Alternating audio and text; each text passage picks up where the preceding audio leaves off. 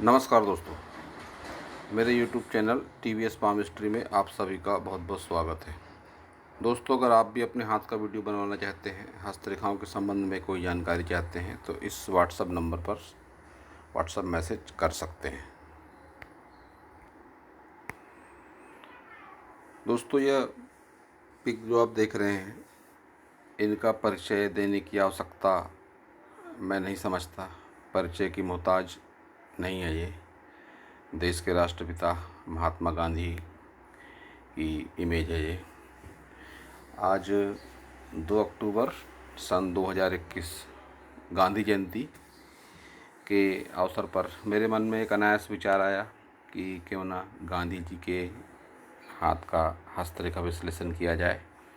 मैंने सर्च किया नेट पर तो कुछ हाथ की इमेज मिली मुझे, तो इनके आधार पर ही मैं इनके हस्तरेखाओं का विश्लेषण करने की कोशिश करता हूँ। सबसे पहले अगर हथेली का साइज देखेंगे तो एक कंप्लीट स्क्वायर हैंड दिखाई पड़ता है बापूजी का, जो इस बात का संकेत है कि वो मेहनती क्यों थे और वह डाउन टू अर्थ क्यों थे। ज़मीन से जुड़े हुए और मेहनती लोग होते हैं, हस्तरेखा विज्ञान ऐसा कहता है, जब भी किसी का हाथ स्क्वायर हो जाता है। अब सभी फिंगरों को देखेंगे तो सबसे पहले मर्क्यूरी फिंगर, लंबाई अच्छी खासी है। जब भी किसी की मर्क्यूरी फिंगर इतनी ज़्यादा लंबी हो जाती है कि वह सूर्य फिंगर के तीसरे पोर को भी पार कर ले, तो ऐसे लोग फिर आकर्षक व्यक्तित्व के होते हैं और भाषा शैली इनकी अच्छी होती है, तरक्की भी करते हैं। ये सब बातें तो बापूजी के साथ थी ही, इनको दोहराने या बताने की आवश्यकता नहीं है। और ये गैप इस बात का इंडिकेशन है कि अपनी मनमर्जी के मालिक भी होते हैं ऐसे लोग, और निश्चित रूप से बापू भी अपनी मनमर्जी के मालिक थे। जो उनका मन कहता था वे वही करते थे। अब सन फिंगर की बात करेंगे तो सन फिंगर की लंबाई ज़्यादा है।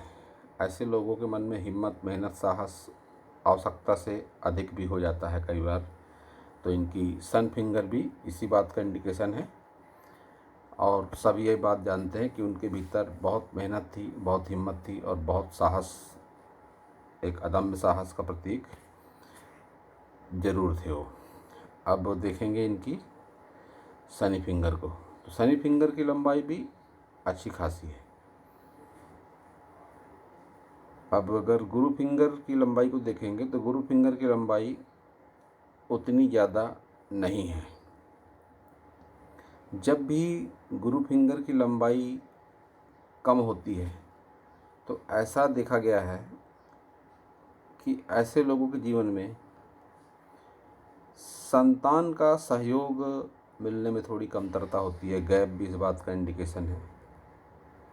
और बापूजी के साथ भी जीवन में ये बातें लागू रही कि संतान का सहयोग, अपेक्षित सहयोग उन्हें नहीं मिल पाया। इस बात का इंडिकेशन इनका ये हाथ दे रहा है। तो अब देखते हैं थंब की लंबाई अच्छी है और जो इच्छा शक्ति वाला पोर है काफ़ी लंबाई लिए हुए है। जब भी इच्छा शक्ति वाला पोर लंबा हो जाता है तो ऐसे लोगों की इच्छा शक्ति बहुत ज़्यादा बढ़ जाती है। तो इच्छा शक्ति बापूजी की भरपूर थी, यह बात भी सभी अच्छे तरीके से जानते हैं। पिक बहुत ज़्यादा क्लियर नहीं है, हाथ की रेखाएं अस्पष्ट, धुंधली, तो कुछ स्पष्ट रूप से कह पाना उचित नहीं होगा। लेकिन जहाँ तक माउंट की बात है, सभी माउंट अच्छे उभार लिए हुए दिखाई पड़ते हैं। विशेषकर मून माउंट और वीनस माउंट, ये दोनों माउंटों पे उभार अच्छा खासा है। जब भी किसी के वीनस माउंट पे उभार आ जाता है तो ऐसे लोगों को ऐसा कहा जाता है कि लग्जरियस लाइफ ज़्यादा पसंद होती है। लेकिन इसके विपरीत बापूजी को सादगी भरा जीवन पसंद था। उसका ये कारण मैं समझता हूँ कि इनका शुक्र वीनस माउंट जो है वो बहुत ही पॉजिटिव था, और मून माउंट पर जो इतना अच्छा उभार है, ऐसे में व्यक्ति की सोच जो होती है वह अच्छी होती है, पॉजिटिव होती है। तो ये दोनों माउंट के कॉम्बिनेशन कुछ इस तरह के थे जो बापूजी को अच्छे विचारों और सादगी की ओर ले गए। पूरे जीवन में बापूजी के विषय में ऐसी कोई उनके चरित्र को लेकर बातें सुनाई नहीं पड़ी आज तक कभी जो उनका निगेटिव कैरेक्टर बताए। तो इस संबंध में यही कहा जा सकता है कि उनका जो वीनस माउंट बहुत ही पॉजिटिव था। इसी वजह से वो सकारात्मक विचार, सादगी भरा जीवन और एक मजबूत चरित्र के स्वामी थे। अब लाइन को देखने की कोशिश करते हैं तो दोनों हाथ में करीब करीब एक जैसी ही लाइनें दिख पड़ती हैं। इस पिक को लेते हैं। हार्ट लाइन को अगर देखेंगे तो हार्ट लाइन इनकी शनि पर्वत तक जाती हुई लगती है। जब भी शनि पर्वत तक हार्ट लाइन जाती है किसी की और इस पर ज़्यादा घुमाव नहीं होता, तो ऐसे लोगों के मन में एक जो भौतिकवादी विचार होते हैं, जिसे प्रैक्टिकल माइंड भी कहते हैं ऐसे लोगों को, उसकी अधिकता बहुत होती है। इनके विचार जो होते हैं तर्क से प्रभावित होते हैं, और राजनीति में जो भी व्यक्ति होते हैं उनके जीवन में भावनाएं बहुत अधिक महत्व नहीं रखती। तर्क को ज़्यादा प्राथमिकता ऐसे लोग देते हैं। तो शनि पर्वत तक जाती हुई हृदय रेखा यही बात दिखाती है कि बापूजी भी तर्क से अधिक प्रभावित थे। अनायास भावनाएं, जिन्हें कहते हैं कि सपनों की दुनिया में जीना, वो बापूजी के साथ भी नहीं था। सभी बातें जानते हैं, सभी लोग जानते हैं कि उनके तर्क बहुत ही अकाट्य होते थे।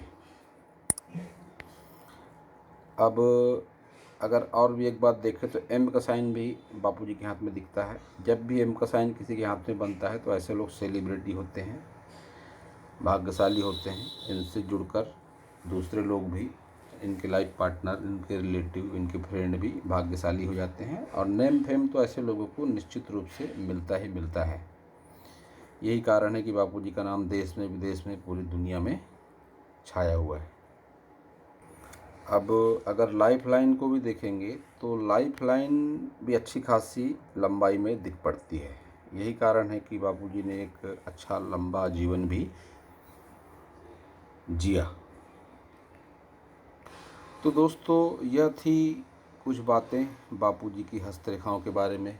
पिक बहुत अधिक क्लियर नहीं मुझे काफ़ी प्रयासों के बाद, अन्यथा और भी कई बातें कही जा सकती थी। तो दोस्तों, यह था इस हस्तरेखा के बारे में मेरा ज्ञान। अगर आपको मेरा वीडियो अच्छा लगा हो तो आप मेरे चैनल को सब्सक्राइब करें, मेरे वीडियो को लाइक करें, शेयर करें, कमेंट करें, और पूरा वीडियो देखने के लिए आप सभी का बहुत बहुत धन्यवाद।